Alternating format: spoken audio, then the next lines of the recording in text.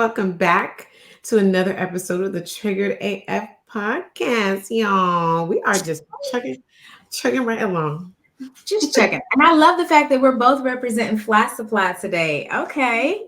Yes, I've been trying to I really have just been really loving what they've been coming out with. So I'm like, I'm just gonna rep home team. Okay. Yes. Yes, for the family. Make sure y'all visit Fly Supply Co., I believe it is. Classified.co, yeah. Yeah, flysupply.co. Check out some of their dope pieces. We absolutely adore them. We are repping some of them today. So make sure you check it out and get you some good pieces, okay? But now today's episode, y'all. I don't know if y'all been enjoying these triggered first segments as much as we have, but they have been getting us through, especially with our quote of the week. And now this week's quote is, it got me. I can't even lie, it got me.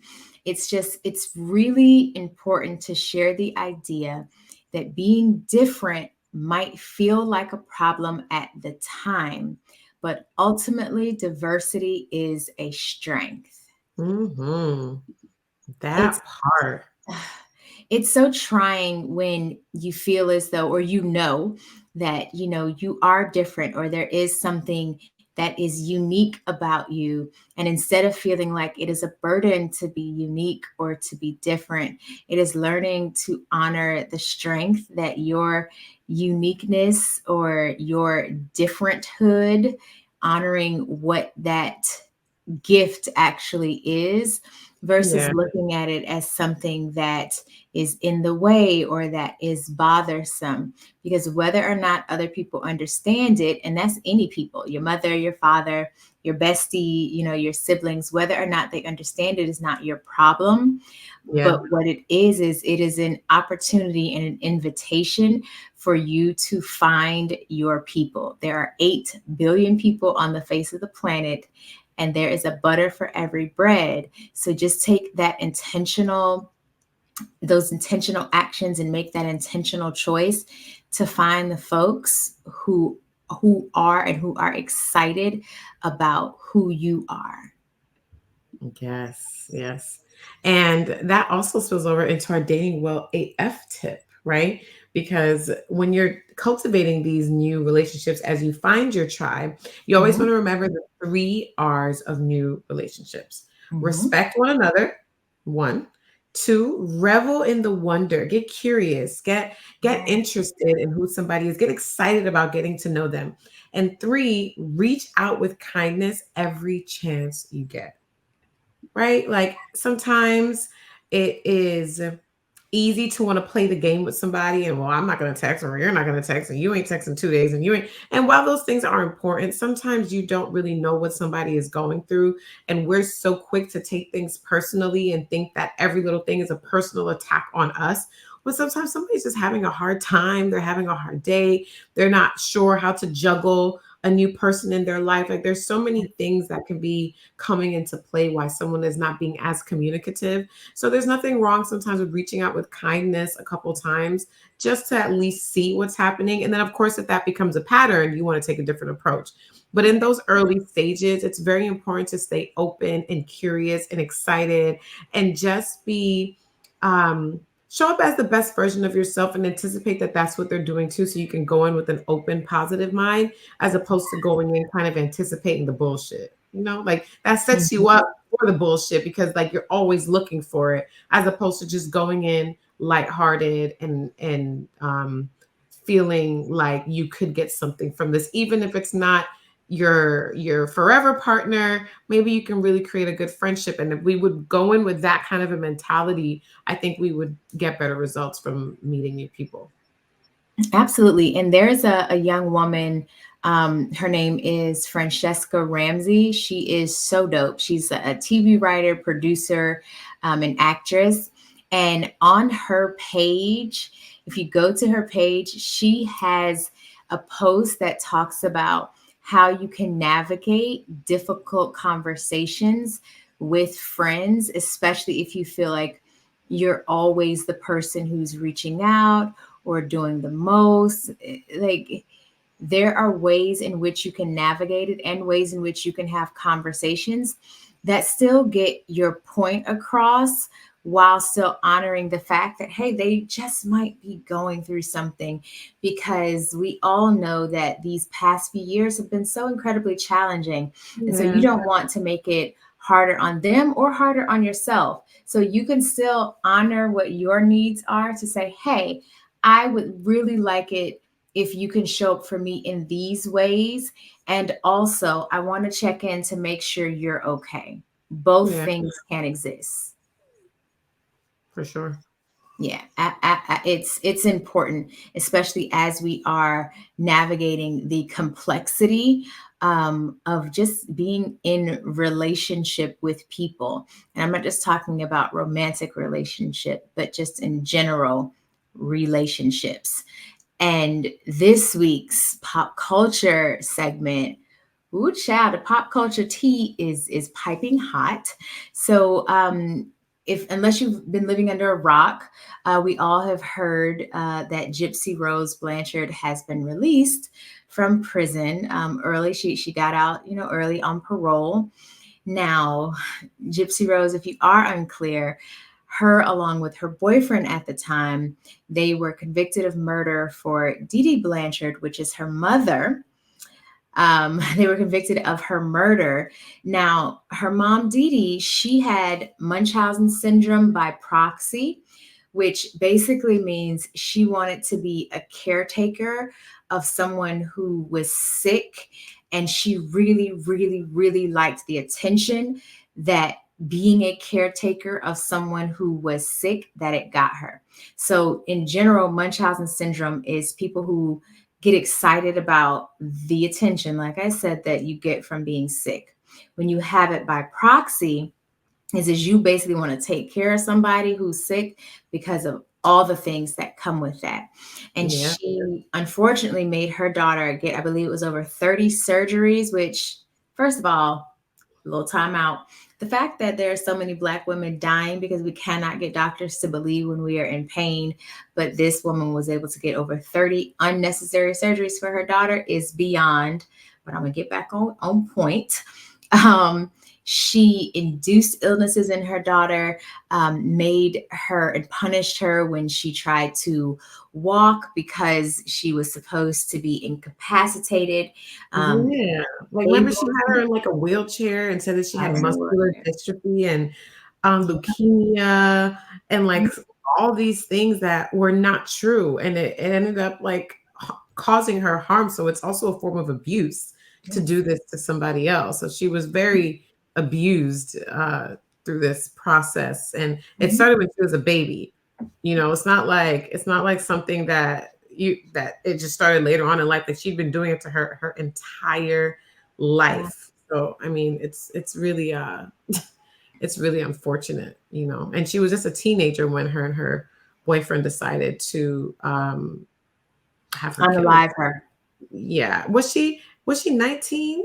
No, yeah, she was young. Like, she was like 18 or 19 when they decided to she hid in the bathroom. So she wasn't a part of the actual act, but she hid in the Mhm. bathroom after asking her boyfriend and telling her boyfriend everything that had happened, which I'm sure in his mind he felt like he was committing some form of justice by trying to Mhm. save her. But what I really think is interesting about this story is just it's such a unfortunate example of that mother-daughter dynamic that we talk about a lot on here, Whew. where this is obviously a toxic extreme of that, but Mhm. man, how many of us experience variations of that behavior, of that projecting, from our mothers, of that abuse from our mothers when they do mean to do good, when they're trying their best, when they're the best that they have to give you, because I believe not everybody's best is enough, but whatever they have to give. And it's just sad that she felt that she had to go to such an extreme length to rid herself of that abuse and to also feel seen and heard. It just so many lives are lost in processes like that when you take too long to start speaking up and standing up for yourself. Yeah, and I think too, it's acknowledging the fact that there are also consequences to speaking up. Hmm. Be clear. There are very real consequences that come when you do speak up. So it's if and when you do find and I won't say when because nobody wants that to happen. So if ever you find yourself in a place and space, especially with the person who's supposed to be the chief caretaker in your life, who becomes the chief harmer in your life, it's finding someone that you can go to protect you, to help you to navigate the quite complex waters that come when you speak up because of the harm that someone who is supposed to be in a position of care, who has actually placed themselves into a position of harm for you. Get you somebody who you can trust to help you navigate those waters because it is not easy. And Yeah, that's you actually what definitely we're have going to to find. talk about. Yeah, you have to find someone, whether it's a teacher, whether it is a police officer. Like, you can't just decide that this is going to be your life, especially young people who are minors. If Mhm. you're able to come across this podcast, like if you are in a situation that you just feel that you cannot get out of and you feel stuck, you have to try to find another adult, another an aunt, an uncle, somebody that you trust with your gut, right? Now, who they tell you to trust or who you think you should trust because of the position they're in, the one that gives you the gut feeling that you know and you trust yourself to know that this is someone you can trust. And maybe you don't start off with all of the information, but you can breadcrumb them and just test them to see what they can handle and what they do with the little information before Yeah, maybe unveiling everything that you're experiencing, so that you can build that trust, because you have to try to find a way out that doesn't result in you or somebody else losing their life. absolutely. This particular episode is one that is definitely going to challenge you in terms of how you think, how you show up, and what it means to truly be other as you are navigating the complex relationships of family, of motherhood, and of siblinghood. So, now to the episode. We are joined today by none other than Shelah Marie, the founder of Curvy Conscious. Say that 10 times fast. Which is a movement that is so needed in the community. So we just want to, before we even jump in, thank you for that, because that is necessary. Okay. So we want to welcome you to the Chickadee podcast. How are you doing? I'm doing great. It's holiday season, my favorite season. I'm doing great. Yes, yes. No, thank you so much for joining us. We're super excited. We've been wanting to have this conversation for some time now. So Mhm. happy our schedules were finally able to align, and we're able to have you here. And we wanted to make sure we have this conversation with the right person.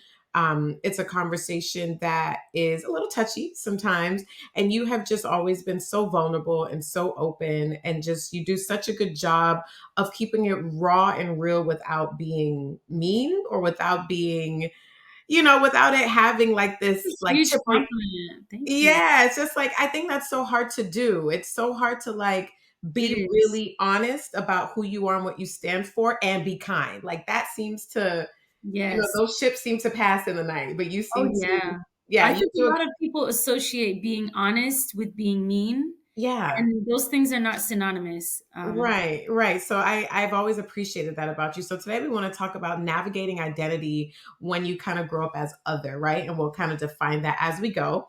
But before that, we have so many guests on this podcast that have all the titles and accolades, and you are a part of that group. So we like to ask all of our honorary guests, Mhm. who do you say that you are? I know. I've been thinking about this. Who am I? Such an existential question. I, at the end of the day, I feel like I'm a forever student. I'm just someone who likes to learn more and more about myself and the world. And I am one thing that I like is non-negotiable for me is I will always be an advocate for women. That's it. I advocate right now in my community. I mostly speak to Black women, but because I'm biracial, we'll get into that later. My advocacy extends, and I just really care. I have a very strong care for women. I desire a world that's safer, gentler, and kinder to women, especially Black women. Yes. Oh, I love that. I love the student part. Yeah. Mm. Yeah, That's all. the willingness to be a student is important. Absolutely, absolutely. It's so important that you don't feel as though you have it all figured out, because if you have it all figured out, you have it all together, oh, I'm this, I'm that, I got it, then there's no room for learning, there's no room for growth, there's no room for expansion, because you already got it. You're good. And the fact of the matter is most of us Right. are not good. Most of us are figuring it out. I don't care how many cute Instagram photos you take. Right, right. We are all figuring it out. Right. And there's nothing wrong with that, you know. A lot of times I feel like we're pressured into feeling like we need to say that we have it all. Especially as a business owner, it's like, what I'm supposed to be like, I figured it out, so you can follow me. And I just reject that. I reject that framework because it's just not true. And I feel like it's very much ego based, which is nothing wrong with ego. I have ego. We all have ego. Ego serves us. It Right. serves a purpose. If it's there, it's a part of our intelligent design. But I think you don't want to drink your own Kool Aid. Or I know my husband tells me all the time, like, don't believe your own hype. Like if you start to believe your own hype, I think that's when you get into it. Just yeah, your sense of Right. identity becomes outward, like how people are perceiving you, if you're the thing, if you're hot, if they, and then you just can kind of lose yourself a little bit. A lot of it, a lot of it. Like you get lost in the sauce, and then you start. For me, it's the moment you start believing your own hype. Many times, that's where people's integrity starts Right. to falter a little bit. Your character comes into question Oh, because you're listen. perfect. You're it.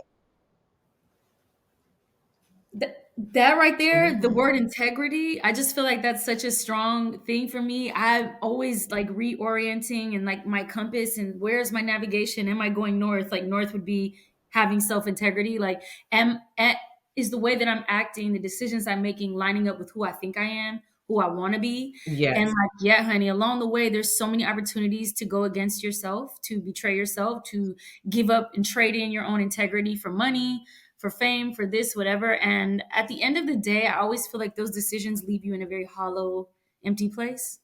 And so I'm gonna be Yeah. mindful of that, right? Absolutely. It's so important that your heart, your head, and your actions align. I always Right. feel like whenever I'm making a decision, like if all those three things are in alignment, I feel better about it. I know it's the right thing to do, but when you have like that, because like your biggest enemy is yourself. So when you have that internal battle where like your mind is going one way, but your heart is saying something else, and then your actions are different, you just feel out of whack. And it causes you to start questioning who you are, and it just leads you down this path of always searching for answers outside of yourself, like you guys said. So 100%. yeah, I'm all about the being a student, always being real with yourself first. Because we miss that sometimes. The people are keeping it real, but it's like, but are you real with you? Like, let's start with the man in the mirror. And then I feel like you come from a better place when you are being real with other people, because the vulnerability is there. And I feel like that's what you seem to have kind of tapped into, where because you are so vulnerable, it's easy for people to connect and see themselves in you. Mm, And that's why you can be real with someone when you're being vulnerable, because it just is such a pure space. Vulnerability is such yeah. a space that feels safe to everyone, no matter how raw or real the rhetoric or the conversation is. So I Hmm. love Yeah. that. I love observing that about you. So we talked a little bit. You mentioned that you are biracial, but you do Hmm. have this heart for women, have this heart, especially for Black women. And I just want to kind of tap into the conversation, and the part of the conversation where a lot of women, especially women who identify as Black, who are biracial, don't kind of feel like they're white enough, they don't feel like they're Black enough, speaking about that sense of belonging, right? And a lot of times it can lead to like this confusion, it can lead to resentment. I know a lot of high profile celebrities like Mariah Carey, Halle Berry, Tracy Ellis Ross, like they've spoken openly about never feeling like you belong to this specific group. So how did your upbringing kind of impact your own sense of identity, and what steps did you take to start intentionally defining who you are regardless of race, skin color, whatever? Yeah, man, this discussion about like the harm that can come from being biracial, or the pain and the trauma that can come from it, is always tricky to me, because I feel like nobody wants to hear biracial tears. Like, people are like, girl, please stop crying. Like, y'all, please, biracials get the light, they get they benefit from featureism, from colorism, from all the things. And I feel like Yeah. I do agree, but I think that there's less conversation about the downside. And for me, that was a lot of my experience. So I have a father who's African American, and then my mother is Cuban, but white Cuban. They're not Afro Cuban. So that side of my family would never identify as Black or color or anything. They are white Cubans. So my upbringing taught me that being Black was not a positive thing. Black people were not something to aspire to. Blackness was not something to aspire to. And so that kind of led me to be like, okay, so what about me? I think that I was always kind of treated like, you're not like them though. You're a good one. You're a special one. And it always made me think, well, if I'm still a part of that larger group, what are you really trying to say here? And so as I grew up, the main positive I got right from the jump was I never had the luxury of not deconstructing race. That was never a thing. I know a lot of people who grow up in a family and everyone looks like you just, it's normal. This is how we all look, this is how we all dress, this is how we all eat. For me, I never had that to bounce off of. So I was always I feel like it developed as I got older into a very strong sense of curiosity, critical thinking skills. It really fostered my love of art and performance, because I felt like I was watching a performance. Race is a performance to me, gender, all the things. So I always was from It the back is. watching, okay, this is. I know. We interrupted at the best part, but hear me out. Dating should not be this hard. Let's be honest. We've all said it at least once that the dating pool has pee in it. It has to. After dozens of dates, too many failed relationships, engagements, marriages, and even a divorce, we decided it was crucial that we find ways to be better at attracting the partners that we desire. So we did just that, and we created the Dating Well AF course. It's specifically designed to show women how to date with intention and in alignment with their desired type of lifestyle and experience. The 5-module crash course developed by certified coaches Alicia and Danny provides practical tools to date well and live even better. So I want you to register now for lifetime access to the Dating Well AF course at datingwellaf.com. You will tap all the way in to learn how to identify those self-sabotaging behaviors, discover new ways to date intentionally, and to nurture that healthy love. Remember, one of the most important life decisions you will ever make is who you decide to make your partner. Make the choice well and visit datingwellaf.com. Now, back to the episode. It definitely is a performance, and it's just like, oh, you do that. Oh, You're right. I just okay. So I felt that it gave me kind of like a cool separation from myself. So I felt sometimes I was outside of reality, just watching things happen.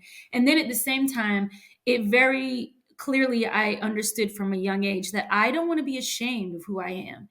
And Blackness is not something that I'll ever be ashamed of. And Blackness is not something that I'll ever hide. And I'll never try to act like I'm not Black. Like, that just to me was a no-go.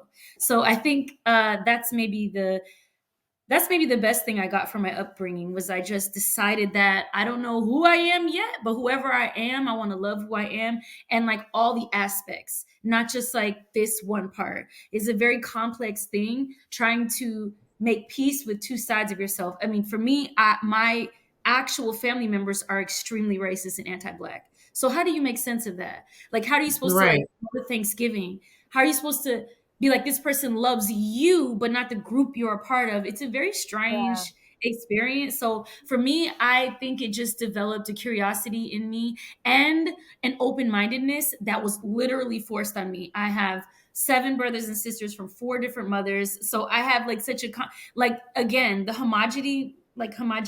Is that how you say it? Homogeneity. Yeah. I don't know if that's the way you say that word, but I never like had the sameness like a lot of family units have, like a very sense of same. So the fact that I didn't have that, I feel like is, as an adult, I appreciate it, because now I can go in and out of different groups, or at least have the open-mindedness to understand experiences that are outside of my own. Did I answer the question? Yes. Okay. Yes, you did. You did.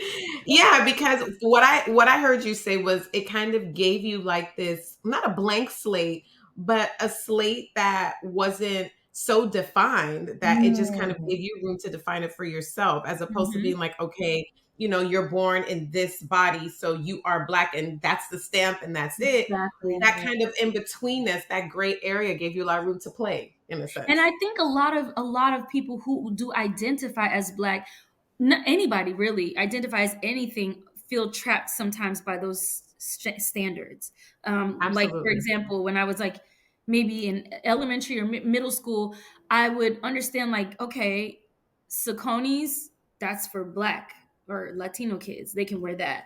New Balances are for white kids. Okay. So listening to Alanis Morissette, I should do that at home, because if I do it in public, that means that I'm not performing my blackness correctly, using certain words, just Correct. like Yep. that. Where I feel like a lot of people might feel trapped, like if people listen to certain music, Oh where yeah. like, oh, you're not black enough, you're not Absolutely. what, this and that. So again, race will always put us in a bind. It will always trap us because it's not a hard science.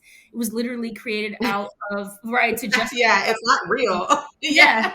So it's Yeah. never It's gonna make it's not sense. real. That's Yeah. why. Yeah. Yeah. And it's the mental gymnastics too. Like the gymnastics that you have to play where so I grew up in a really, really sheltered home, pseudo cult.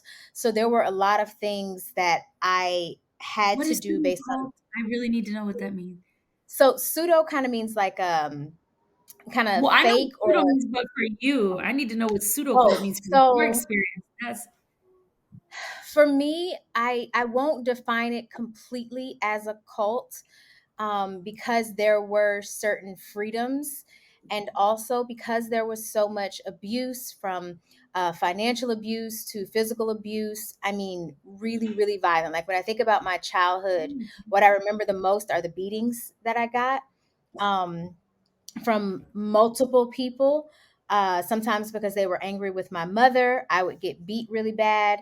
I got jumped on when I was like 15, and I was still a virgin at the time, but they thought I was spreading porn around the school, and I had never seen porn at that age. So I had gotten jumped on by a grown woman. I mean, she jumped on me like a hoe in the street. And that was just like a constant for me growing up where I was abused physically a lot. I wasn't abused sexually, but there was a lot of sexual abuse in the religion that I grew up in. So I call it a pseudo cult because usually with cults, there's lots of brainwashing. The adults in my community, they were incredibly brainwashed. Wrong was not wrong to them. wow. They knew certain things were happening, and they would still kind of take kids, knowing they were kind of leading lamb to the slaughter. So for me, I call it a pseudo cult because maybe in my own mind I can't completely reconcile it as though it was a cult. Although when you describe it, like, yo, my good sis, that's a cult. Um, but my parents aren't, they're not so good with accepting what it was. And so I think maybe that's the only reason why I still call it a pseudo cult. But it was absolutely one where like if someone left, you were expected to no longer communicate with them. And if you were, it was kind of considered like, you were going against the church. So yeah, so that is very long explanation as to Wow. why I I am call so it pseudo sorry cult. that you experienced that. It's okay. I was thinking about it this weekend because I'm with my daughter celebrating her 14th birthday, and I Aw. talked to Danny a lot about how hard motherhood is for me. It is really, really difficult because of my own upbringing. So it can be very challenging for me because I want to make sure I really don't fuck her up because I have had to overcome so much. And I was looking at her and just how joyful she is and how happy she is. And even though I don't enjoy so many aspects of motherhood, in spite of that, I've still raised a child who is so deeply connected to her own joy that my Wow. upbringing did not affect that part of her. I didn't take her joy. I would love to hear the episode where you talk about that. Where you, this is a side note, about that you did. There's elements of motherhood you don't enjoy, but you still were able to like raise a child who can experience so much joy. Is like so touching. And I feel like a conversation that's another conversation, but also important for women to talk about the difficulties of motherhood, or women. I've heard this conversation going around a lot of women say, I don't know if I shouldn't have had kids, or, just, Yeah. we were never allowed to talk about. I mean, similar like race. It's like one of those topics we don't really talk about it. We just Hands like, off. Because if you say you don't like it, then people think you're bad or you're evil or you don't like children. And that is the very opposite. I actually love children, which is why I know I don't need to have any more because I yeah, love them so much. right. I know that I'm not the person who needs to have any more. Maybe I'm too selfish and I'm okay with that. I never got a chance to be selfish. I've been taking care of people since I was 8 years old. I'm 37. That's almost 30 years of taking care of people. I'm tired. I'm tired. I'm Get exhausted. somebody else to do it. Get There's somebody so else to much. do it. I don't want to do it no more. Get somebody else, because Get somebody else. I'm on a serious countdown, like a that's serious the one. mantra for millennials. We're like, get somebody else to do it. No. Somebody else. All the things. No. But We no. do. So one of the things that I, like I said, that I really loved is or not necessarily loved, but really resonated with, is that mental gymnastics, because I had to play so many roles. Because Right. when my mother would get mad at the church, we went to public school, and I've always spoken. I could speak the King's English, like that's just what it was, and they called it the King's English. So inherently, I was the white girl who was black, who was confused about who she was. I like punk rock and country and gospel and R&B, like all the Yeah. things. Yeah, like I love all the genres except for maybe hard metal rock. That one is just, it's a little too much for my soul. However, You're like, okay. yeah, I already scream enough in my day to day. I don't need nobody screaming at me on this song. yeah, like that one I can't rock with. However, those rules, especially being black in America, there are so Yeah. many rules that they're just simply different, right? And when you are a non And there's no standard. no, The rules change Yeah. based on time period. They change based on geography. They change based on who you are.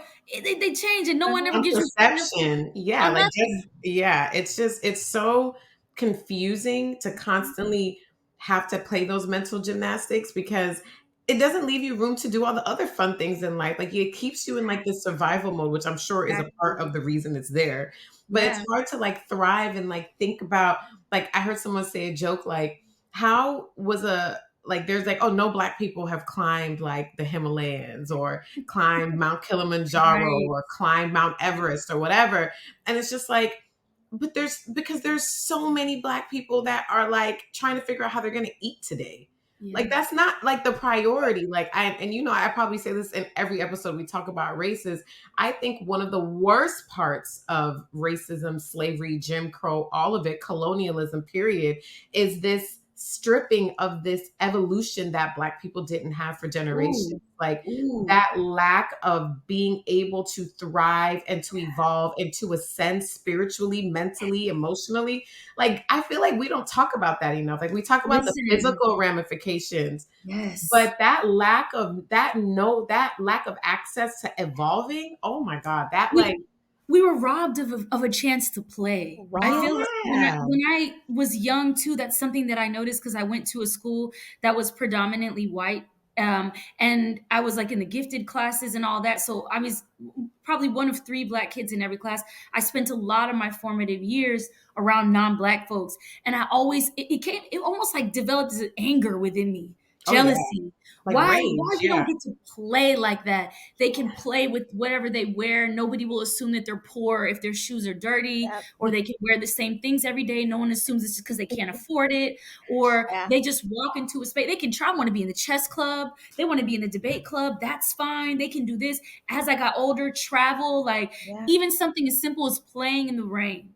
it was acceptable for the kids that I was around. Like, we could play in the rain, like it was nothing. It's rain coming, it's water. You take a shower, you get wet. But for some reason, I noticed, oh, if I went around like in a black household, like what's my aunties and stuff like that, they were not having that because you could get sick go out and play in the rain. So it kind of just made me like, that's just a small example, but Yes. Yeah. like, you know, like even something like I brought this the biracial thing, honey. I was like, oh, I saw this recipe online for bourbon sweet potato, no, bourbon pumpkin pie. I'm gonna bring this to my family for Thanksgiving. Oh, they're gonna When cuss I you tell out. you, they You got cussed me cussed out out. because Yep, you I got kind cussed of out. thought they were the same. You got cussed out. You know, they were like, "Don't ever experiment and bring that again." But it Not for just kind of Thanksgiving, you not. no, not for Thanksgiving. You could come on another time, A bring birthday. it, With but some don't pumpkin worry. pie. I learned. See, these are one of the rules of engagement that you don't Yes. necessarily know. You got to learn as you go. But I do feel like Danny, I love that you said that because I did mourn that sense of evolution because at the same time I could see that I was privy to that. That's a part of the privilege that I got from being biracial. Yeah. And then I could also see how like some of my black counterparts did not have that access. Yeah. Like I can see the difference in the minds and Absolutely. the way our consciousness was open from a young age, being at that school that was highly funded, that had great teachers who cared about you, who told me things like, Shelah, you could be anything you want to be. Shelah could be president. Right. Versus when my husband talks, he tells me about where he went to school that was a public school, not funded very well. And like, nah, my teacher used to tell me I wasn't going to be shit. Just little things like that, that where he just knew like education was not something that they was framed as you're good at it. Yeah. Where for me it was, and then I thought, well, I am smart, and then it just affected a ripple effect. Just Yes. if you think, you know what I mean, like those little Yes. seeds grow into Mhm. trees. Like I am Yeah. smart, I can do hard things. Okay, Yeah. I can go play in the rain. Leads to I'll go to live in Costa Rica for 6 weeks. You know what I'm saying? As you Yep. get older. Those Yes. little tiny, and those little tiny things I feel like are so impactful in the overall scope and the perspective you have on life and the way you show up in the Yes. world. And those are little things that seem like they don't matter, but they matter so They much. Like I matter find that so matters much. more the accumulation of it matters way more. Listen, Absolutely. one of my favorite things to do is produce the Unruly Retreat. That's the main offering we have with Curvy Curly Conscious, where we do annual retreats for Black women to feel safe, to grow, to have fun, and connect with each other. And one of the core, like, one of the seeds, like the big thing about our retreat, why women come back over and over again, is that it's a place where you can play. You can be safe to play. There's no standard of this is how you act, this is the way, it's a very open-minded space. And I always, every time, try to introduce little things that maybe you've never done before, like a masturbation and manifestation class. You know, Yes. one time I did it and we were nude. Another time, whatever it is, we Yes. try new things together because I know Nice. that you see how we're talking about it here. There's so many Black women who are like, there are parts of myself that I've never even spoke to, Yeah. exercise, you know, let live and see the light of day, just because I feel like it's not appropriate, it's not acceptable. Yep. And like, where can I go? Is there anywhere I could go to try new things with other women who have a similar experience? And so like, I just love that we're having this conversation, because I think maybe that's the main thing I offer. As we started this conversation by, I'm not a guru, I'm not this enlightened being, you know, sitting on I can't cure you, I'm not Yep. this amazing teacher. I'm a fellow journeyer. I know a lot of things, I've studied a lot of things, but the best thing I offer is the feeling when you're with me. Like Yes. when you come to the Unruly Retreat, immediately our entire staff is trained. But our whole intention is to give you the feeling of safety. Yeah. In that feeling of safety, you Beautiful. can maybe speak to a part of yourself who you don't feel safe to do in an everyday.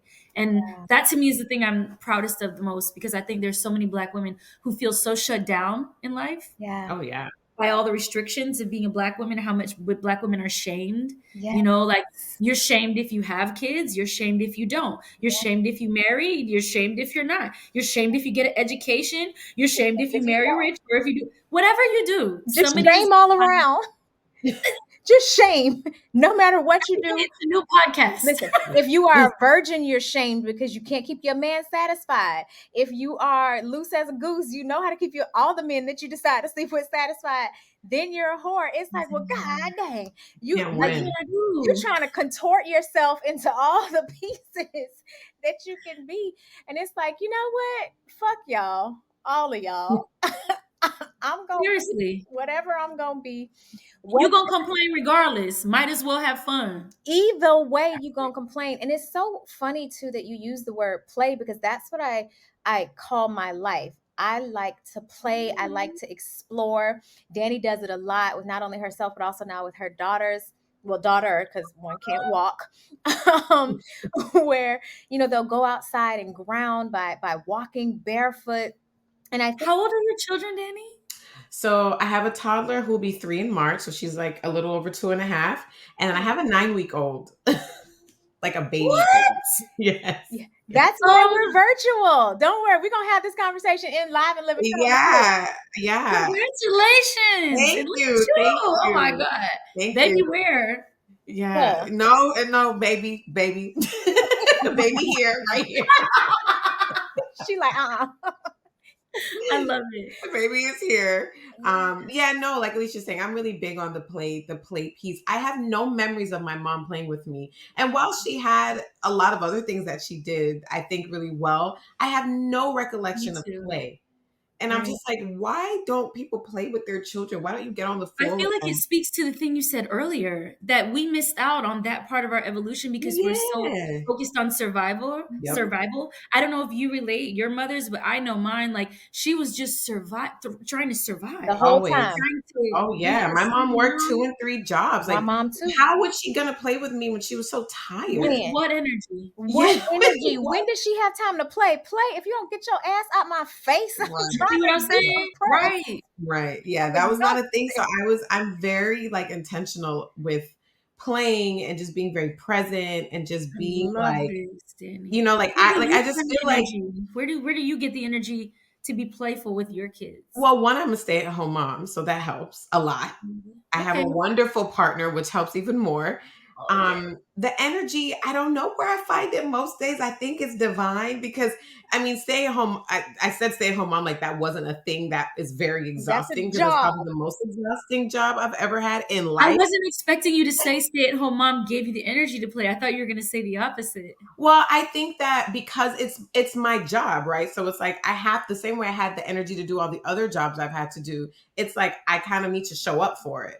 Like I'm not just like home twiddling my thumbs with them, and not that any stay-at-home mom is, but it's just like I just treat it more like an occupation because I Oh, want to be so intentional about it. So I don't just treat it like we're just here and like there's no like rhyme or reason for what we're doing. Like right. everything I try to do is to I'm raising a human. Like it takes a little, I don't know, No I big feel deal. like No big it deal. takes some like intentional, purposeful behavior steps, everything. So for me, that's just it's just wrapped up in that. And that those are things as a community that we just don't have the luxury of thinking No. about. My mom didn't have time to be that intentional. I'm sure if she No. could, she would, but Yeah. it's like how? So I know that me being at home with them and just having like all my hands in the pot and I'm like really the only hand in the pot, Wow. it helps me to just know that I have to have the energy for this because this is what I'm doing right now. That's You Yeah. know? so So, beautiful because I feel like when you do that, not only do you heal your inner child, but oh, you heal like all of that ripple effect of all of that line. It goes through your oh DNA, your yeah. mom, your grandmother, like that. At least that's my It personal opinion. is I oh no, agree. 110%. It heals Hmm. so much. Like I remember my grandmother, my mom's mother died on my first birthday. Like literally when I turned 1, she died on that day. So I've never met her. I don't have any relationship with her. In fact, I never had like the grandparent experience with Me any neither. side. Yeah. And I'm always like, I see people like my grandma. I'm like, I know. I know. I did this. I don't know what that means. Like it's Me like, neither, okay. Alicia. So Neither. my grandmother, my mom's mom, hated her. So because she hated her, she hated us too. Um, so she wasn't about that Tell life. you. Um, This is I feel like it just keeps going. So there's a whole conversation about motherhood, and Oh, we're always maybe talking we about don't want to have motherhood. that conversation because I'm not a mother yet, but I am trying, and I have Lies. just You are a recently this stepmother. No, not even a step. I hate to say step. You are a bonus mom. The way yeah, you are intentional with love the my bonus children, kids. listen, Love Bonus Please parenting. understand. We have a conversation about that. I'm also, my husband Oh, has a child from his previous marriage, so I'm also a bonus mom. yes. And I think that that is a very difficult and trying existence and occupation to have. So I please do not count yourself out like, oh, I don't have, Listen. yes, you do. Yes, Because I you think do. sometimes you have to dig deeper to find this love that doesn't come as naturally from your womb. That's very different. Yeah. And Yeah. to do that is very noble and like it's difficult. And I don't think that it should just be like I hate when women do that to other women that don't have their birth children, but they show up for other children that you don't have to show up for. Isn't that harder? Like you Sholin. don't have to do that. Thank you for that acknowledgement because it is. It's a lot. It is a It's a Yeah. lot. lot. You are still responsible for helping to raise these children. Danny and I talk Yes. about it all the time. Like, okay, if this child needs something because you are my partner's, like, you're their blood. I love Yep. my partner, so that means I take care of you. I love you. You are an extension of the person that I love. I'm being Yep. intentional. I'm thinking about, okay, what are your needs? Hey, how do we need to show up and support this child because they need this or they need that? Like, Yeah, it's a so I lot. call my ex-husband had other children. The second mother of his second child, she and I are like this. We travel together, we take each other's Oh, kids. Like, I oh. am her name is she even has my initials, ANR. It's wild. She has my initials. Yeah. She acts more You like guys me. might be like kindred. She acts like me. When her mom was like, how did I have a child who acts just like you? I was like, cuz child, you already know that's my baby. Like, we take care of each other's kids. Like, I'm going to Oh, Thailand for a month and I'm taking her daughter with me because that's my bonus child. Like, if Arya needs something and her mother tells me, like, okay, well, what are we doing? Or, okay, how do I show up? Is it perfect? No, because my schedule is crazy. But the love is mhm. always there. The willingness is always there. And it's, if she's having troubles with Arya, okay, hey, let's talk and discuss. If I'm having troubles with Naya, hey, this is what I'm experiencing. Let's, talk it out. Being a bonus parent, I feel, is something that you really do have to be intentional about, Yeah. because if Mhm. you're not intentional and if you're not consistently showing those children that, hey, I do care as much as Yeah. your birth mother cares and loves you, I also too care and love you, and these are the expectations and requirements in this household, and this is how I'm going to show up and support you. So it requires more work, in my belief. Yeah, it does. It's a It lot Yeah. more does. work. It's a lot. Yeah. It's a lot of effort. And while we're on the topic of parenting and like motherhood and things like that, I know you talk about that your I think you said your mother is the white, the Cuban white, right? And I Mhm. think sometimes, especially if you're not from Miami or you're not from an area where there are a lot of different type of Latin, Hispanic Yeah. people don't really understand what that means, Yeah. especially if you're from like middle America. It's just like Oh, yeah, no. everybody is this, everybody's a Mexican. Like that's not Uh-huh. how it works. Not at And all. there's a lot of confusion around that. So just to clarify, Listen, like that's a race thing. and ethnicity be kicking our ass, okay? Yes, It's yes. always a thing. Like I Like, don't know why people like I don't know if anybody knows this, but the Spanish were colonizers, and a lot of from Europe, Hispanic from Europe and that's them from Spain, right? Mhm. Yeah, like exactly. like So I'm Español. yeah, like, that's what I'm talking about. Like Spanish people from Spain, like they're like original colonizers, and there are like white people who just speak Spanish, guys. Like I just want to literally, clarify that. it's I feel like there's a conversation to be had about the insidiousness of the people of color title and Oh, Mm. don't get me how that started. came up. Yeah, we Don't can. get me started because I But yeah, will. you'll go to Dominican Republic and they be like, "I know black," and they'll Right. be like, Oh, like well, this Darken is all I'm three of Jamaican. us. I'm Jamaican. I'm Jamaican, and they're Jamaicans that say they're not black. So I, yeah. like, Again, I just. I'll be like, okay, I'm Okay. not black. I just say, OJ. okay. Okay. But no, Cool. I wanted to ask the piece about when you said that you had like family members who were racist, and I know Mhm. there are a lot of conversations around, especially the white mother. So I wanted you to kind of, if you could give some, maybe some information or maybe some, I don't know if it's tools you have or whatever is it that you could share, because I think it is challenging and I don't think they get enough grace, if I'm being honest. So Yeah. do Oh, what you don't think the white mothers raising black children get enough grace? No, I don't. I don't think that's easy. You're coming from a space where like Yeah, you yeah, yeah. Okay, I can see. You You're have right. no information. How? It's like, I feel like, how can a man like understand a woman when they're so I different? don't know if I'm gonna give him that much grace. I'm not. I'm not. You're not? Sorry. Okay, I well, know good. So that's what I want to know I'm is not like, so then how do you feel like because non-black parents of black children can better support and inform their black children and like show up better than if you don't have that kind of grace for them? well, let me take that back. I will say this. I will give grace, but I Okay. do think also that you chose to align with a black man, and you know that if you're going to be either with him, you're going to reproduce, that child will be black. I feel like, I Listen. guess there's a part of me from my own upbringing is like, to have no thought about that, to have no intentionality about that is, to me, I think But you harmful. don't think sometimes they're like a little delulu? Like Yes, They are Lulu. like I've heard white women say that their biracial children are not black. of Like Yeah, they'll course. say like they Yeah. they're are not white. black, they're white, Mhm. especially if they have more like white adjacent features, Of course. hair, color. So like sometimes they don't feel like they're purposely creating a black life. You know like you know what I'm saying? Like Yeah. what do you think I about that? But mean, that's if where they're the not doing non-grace come in, because right, how you that's what just I'm gonna saying. decide that this whole, especially if the father is black, I did not just say they're that's black sperm. delulu.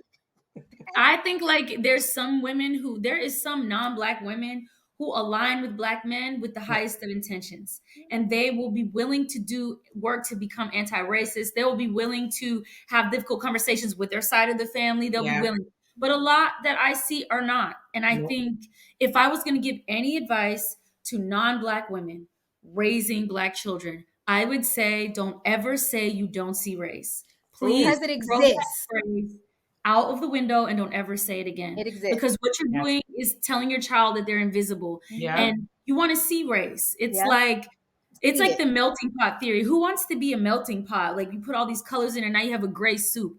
I don't want that. I want like a salad, right? Where I can see Right. like Mm-hmm. the texture of the tomato is juicy and the lettuce is crunchy. Like if you are going to have a child who is black, make an effort to first of all unlearn any racism within yourself. And if you're already feeling I'm not racist, that's the issue right there, is like because it is difficult. But if you're not willing to like do the work for that ping, that thing that comes up, if you're not willing to have conversations with your family, if they have any anti-blackness, they're going to be around your black child.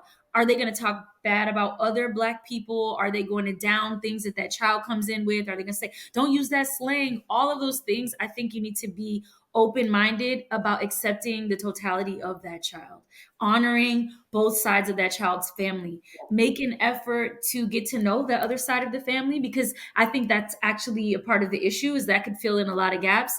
Hey, you might not understand how to do her hair or his hair.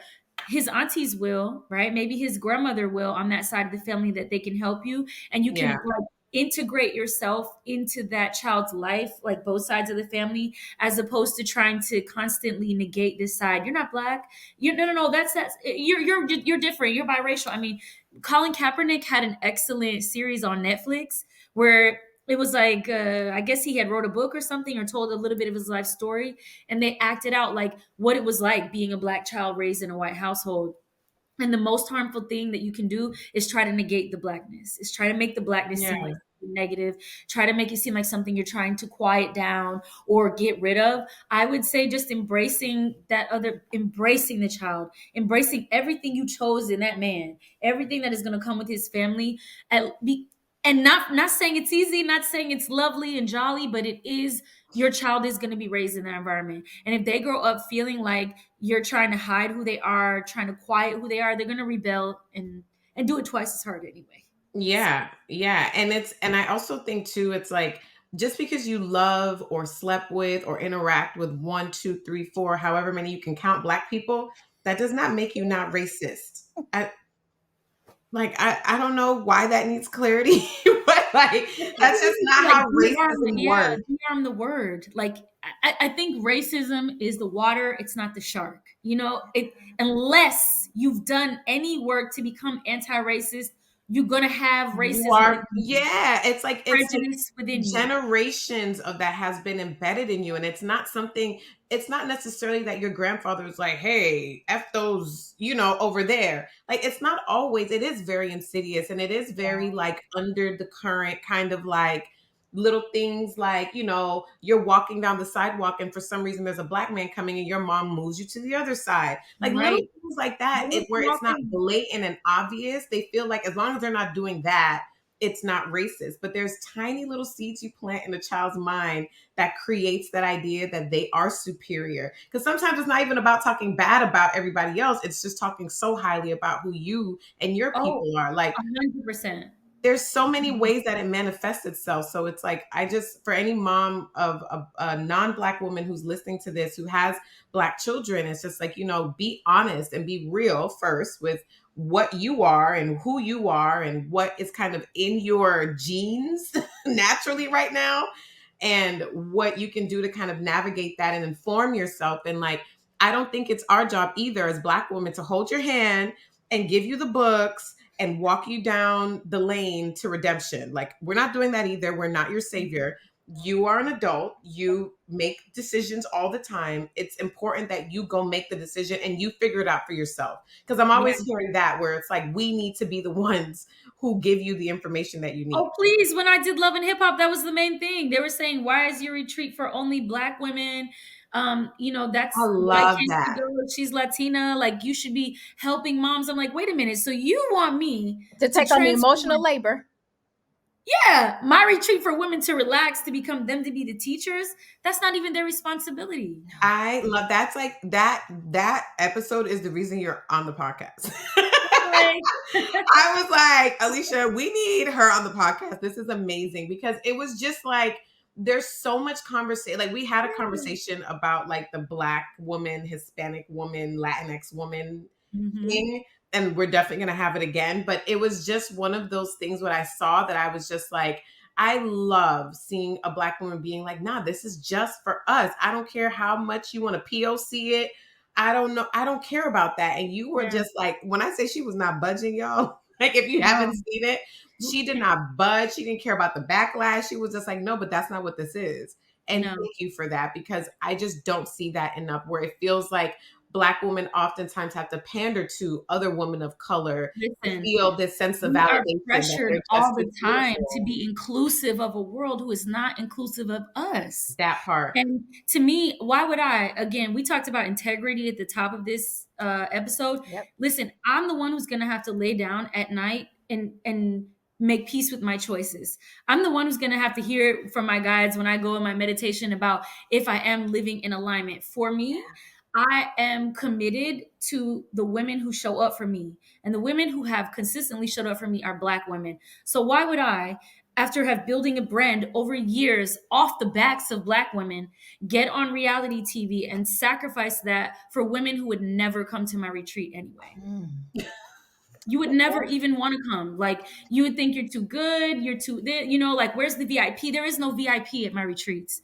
We don't do that. I don't host influencers for free. I don't do none of that. Why? Because that's not my goal. My goal is black women need a safe space to go Yes. to. I'm creating the thing that I wished I would have had when I was younger, when I was growing up. I'm just creating the part of the world that I feel like doesn't exist enough.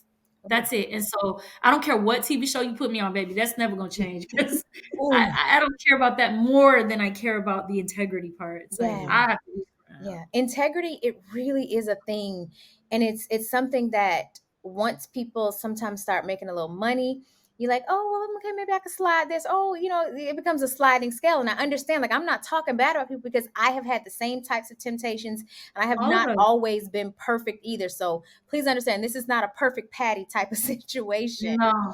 And what I Yeah. will say too is that weight though, like, okay, healing absolutely is optional. And to decide you're going to heal yourself is one thing. But then to take Right. on the responsibility to help others heal, which is what you're doing with the retreat, like that's an even greater responsibility. So how do you manage the weight of all of that responsibility? Because that's heavy. It's heavy. I don't take it on. I don't take it on because Ooh. I'm just trying to make my way through capitalism like everyone else.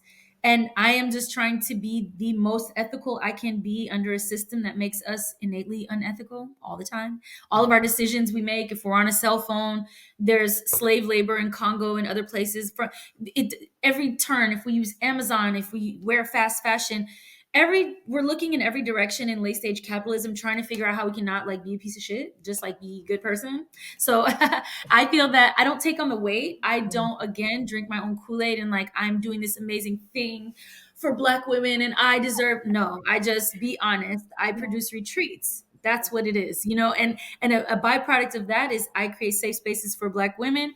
Great. But I don't take it on because I feel like once you take it on, then it can become this arduous task.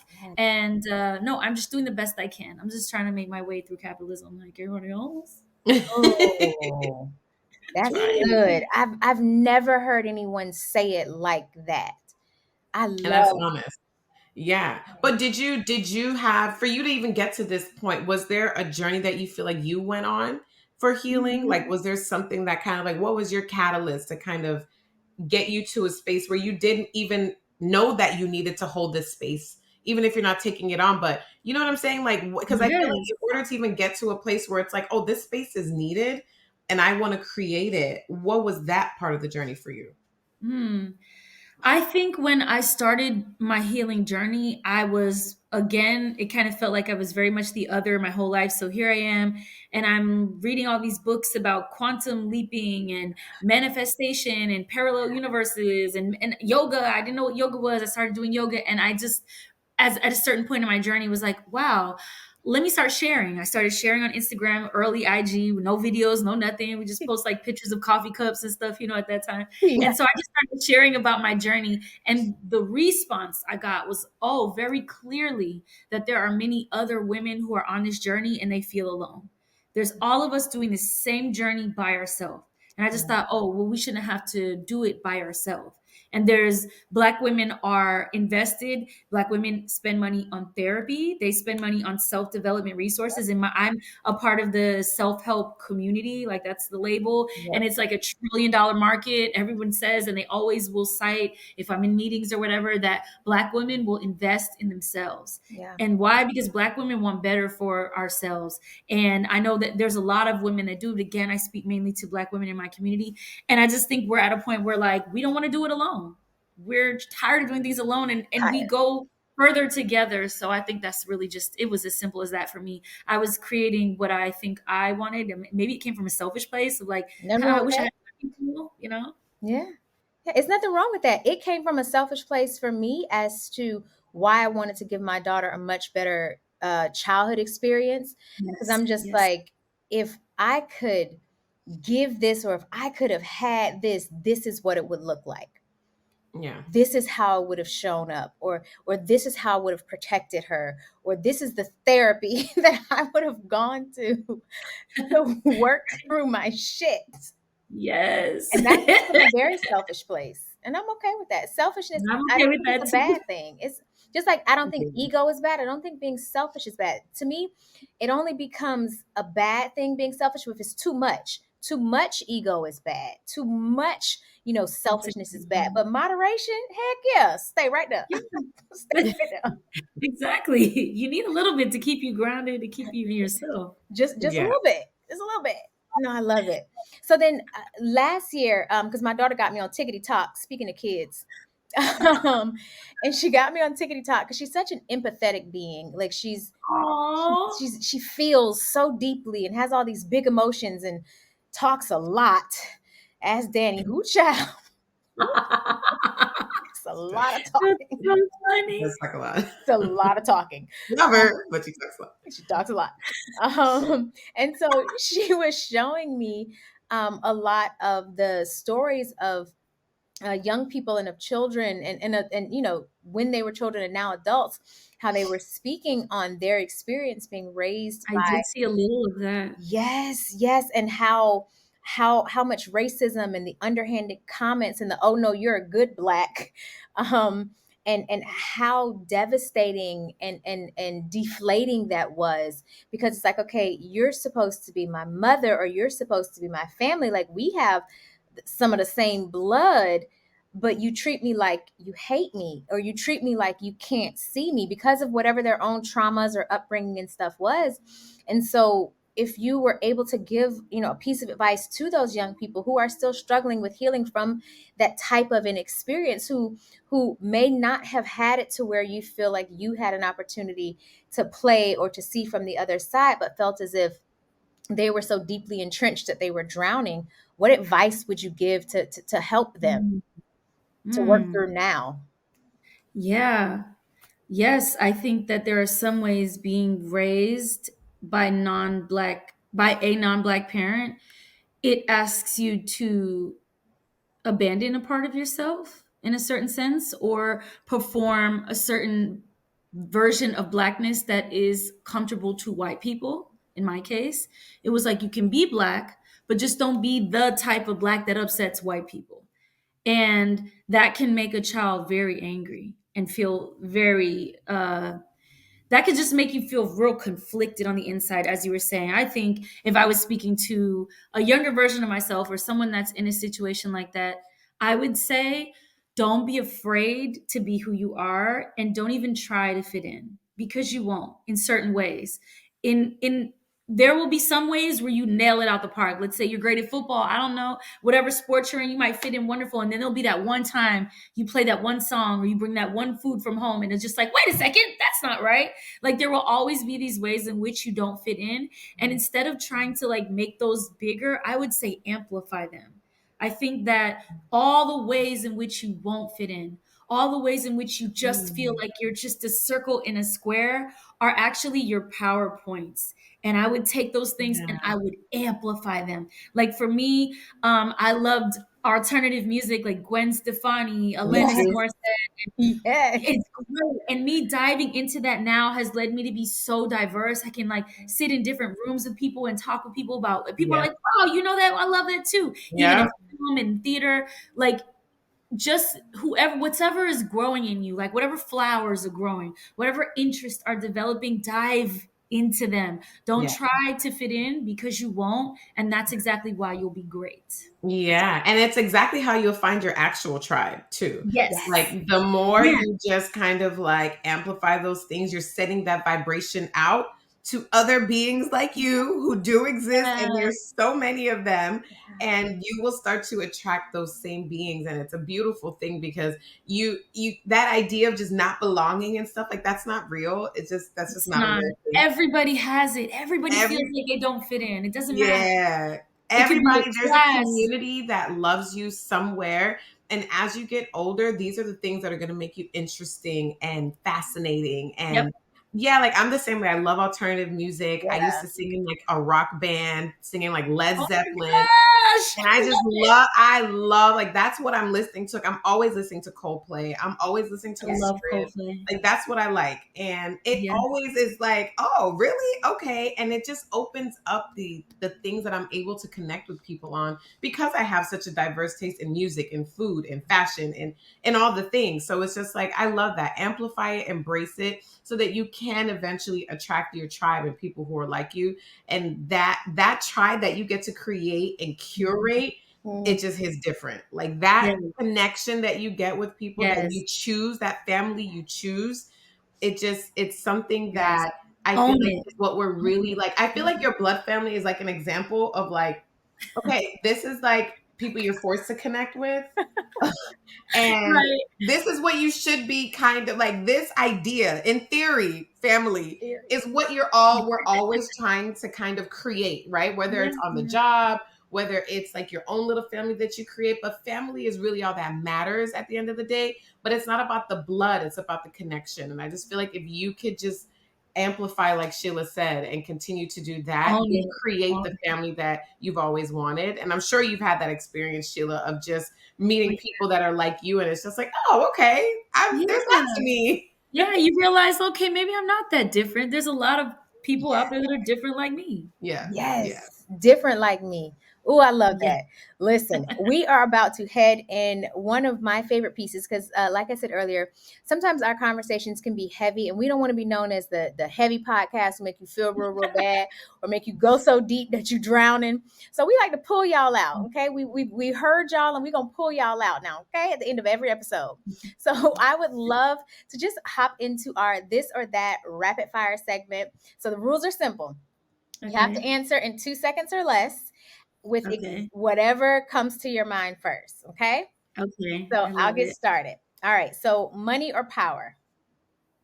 Power. Ooh. I don't know. Okay. Damn, she said money.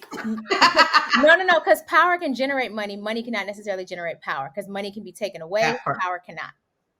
There you go. All right. So dinner date or walk in the park?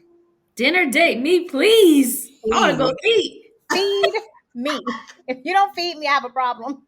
Feed me. Yeah, I'm gonna be annoying. Exactly. And it Oh, better not be no Cheesecake Factory. Yeah, I And when said I'm it. hungry, I'm mean. don't do me like that. I like cheesecake. I like cheesecake, but not a Cheesecake Factory. I'm sorry. No disrespect, but their food I quality is like poor. Cheesecake Factory. I feel like I get like the little bread that comes out. That's The all I like. The bread is good. The brown one. The The brown bread brown is bread good. and the brown bread and the actual cheesecake, yes, but is so good. everything else, absolutely not. Mm-mm, I disagree with you. Their pastas and salads are good. mm, I like cheesecake. I mm, don't know. mm. I would eat cheesecake. I'm not gonna hold you. No, listen, you can't take me to the Cheesecake Factory. And I know people are like, oh my God.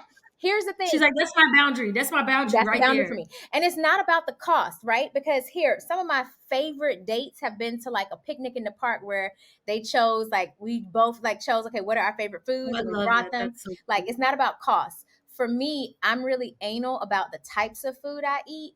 So the quality of foods that they have, because they have such a wide range, means that the True, true, quality true. is not there. So for me, It's that's not. my only thing. I'm anal about it. Even Danny be mad. She was like, okay, well, what are we gonna eat? Because let's go by you because I know how anal you are. Oh, you're one of those. See, I eat anything almost. I'm one of Okay. those. I'm one of those. I just like food. Me too. Yes, Me y'all align. I'm like, Um, what type is this? Organic? I know. You're like my husband. He's the same way. He's Pray like, my strength. Okay, so the next one is house or condo. house. I Okay. don't like being up under people, and I'm not trying to. Hi, good morning. How are you? Every time I come in and out my house, no, too. no. Okay. City life or country life? Country life? What? I don't know why I said that. I don't know. That's how you I, felt. It's okay. There's nothing I wrong with said the country country. life. I live in a country now, so that's probably why. I never would have said Do that you before. like it? Are you But you at liking it? peace though, aren't you? Yes, I do. Exactly. I like little things like wow, I hear birds outside. Like we just go outside and tweet, tweet, tweet, tweet, tweet, and it's just so peaceful and trees and like people are very. My neighbors are very. They're like a movie nice. Like hello, do you want some food? We cook like nice like that nice. Oh, that is nice. And That I'm is from South Florida. I always be like, what do you want? Like, are you selling something? I'm not used to nice like that. So I will say country, although I am a city girl at heart. You nice. know, that's okay. That's okay. I too prefer country life now, even though I lived in New York for so long. You would think I'm like, oh, city life me. Me I too. like country life because I get to see the stars at night, and I can lay up and I can cloud watch during the day, stargaze at night. So now I get it. I feel you. All right. So Mm-mm. then, I'm a convenience whore. So city life me, Same. please. I Yeah, need I need you're right. everything within 20 minutes of me. I want to like walk somewhere if I need to and grab something to eat, grab me like Oh, I no. miss that. I I miss want to have that. my own farm, so I'm gonna need I some mean, if country I could life. do that, but I still just I like to I like I mean, I don't live in like I'm more in like a suburb now, but Okay. I'm more of like a I would definitely vote city You a cuz I city I can't miss girl? with those times. I with the do. neighbors 19 miles away. I can't with that. Oh, I love it. Okay, so oceanside or mountain view? Oceanside. Ocean. Ooh, yeah. Oceanside is on. I'm just kidding. Oceanside me, please. Yes, because I grew up near the beach. I love the beach. Love it. Yeah, yeah, Love that the never ocean. gets old. I feel like you never get tired of that.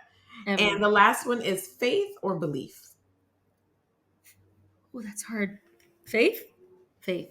Is it faith? Okay. I feel like a lot of people have beliefs, but I literally don't care about people's beliefs unless I can see them in your life. Like if I can't see them Mhm. on you, I don't care. I feel like people can have beliefs and just say beliefs all day. I believe, it's my belief, and it don't show up nowhere in their life. You be looking for their beliefs, like, honey, a lot of people be following somebody. I'm like, but you don't really sound like him.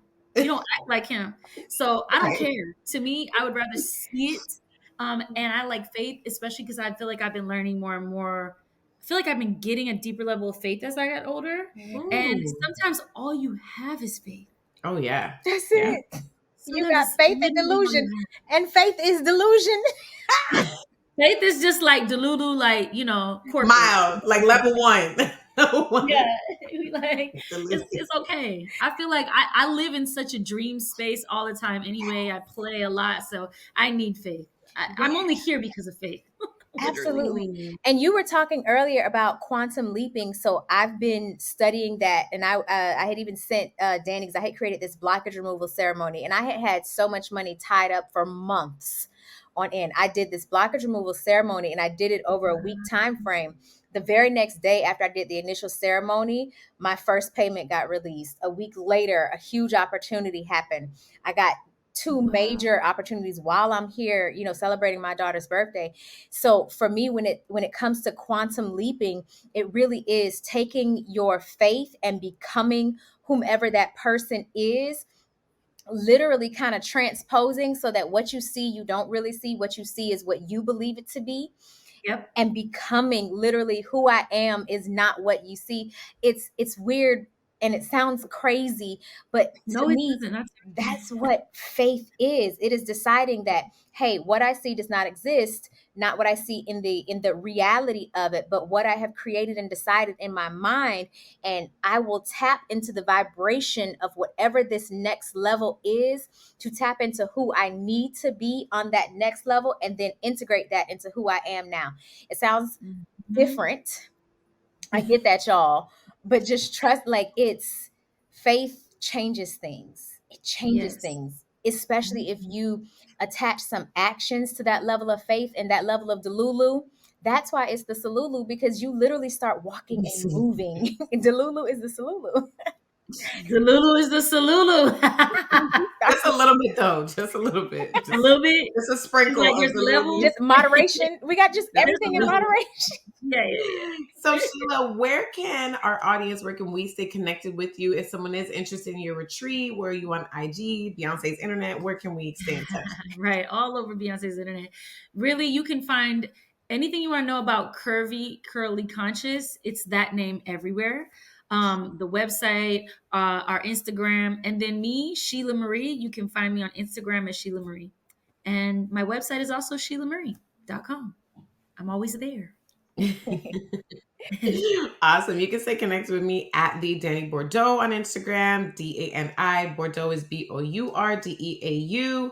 You can stay connected with us at Triggered AFPC on Instagram. You can go to triggeredafpodcast.com to stay up to date with the latest episodes. And you can also go to triggeredafevents.com so that you can stay in the loop with everything we have coming up. Our newest event is going to be in the spring of 2024 in Miami. So we want you Oh, guys to really, stay up to date with everything that we have at triggeredafevents.com. Yes, and you can stay connected with me everywhere under my name, Alicia, ALECHIAREESE.